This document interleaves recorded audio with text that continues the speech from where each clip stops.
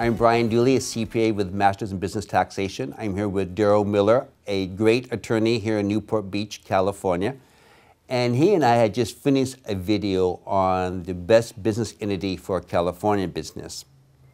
And you were asking me during a break some questions. Yeah, Brian, people more and more are coming to me and suggesting that they want to do business overseas, and they ask, how should I get started up? What entity should I form? And in what jurisdiction should I form it? And I know you've been doing so much overseas work for so many years. What do you tell people? Well, and right, I have been doing it for a long time. And as we watch the news, we see the UBS case, and we see that the fines for not reporting overseas transactions are just increasing, just getting larger and larger.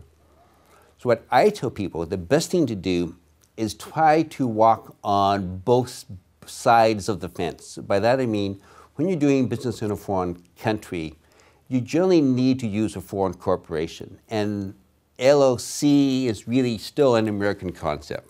You don't see LLCs too often in other foreign countries. Usually they have a corporation or something close to what we call as a corporation.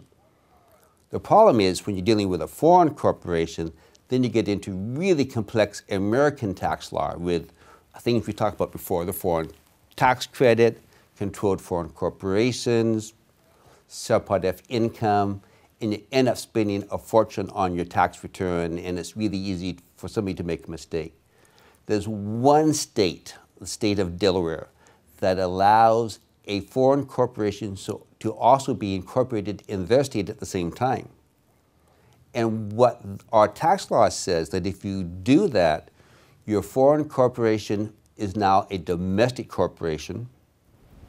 Is this what you've told me about as a dual citizen corporation? Right, the dual citizen. And then that Delaware corporation can elect to be an S corporation. And now you have a real simple return. Your CPA is just doing a return for a S corporation.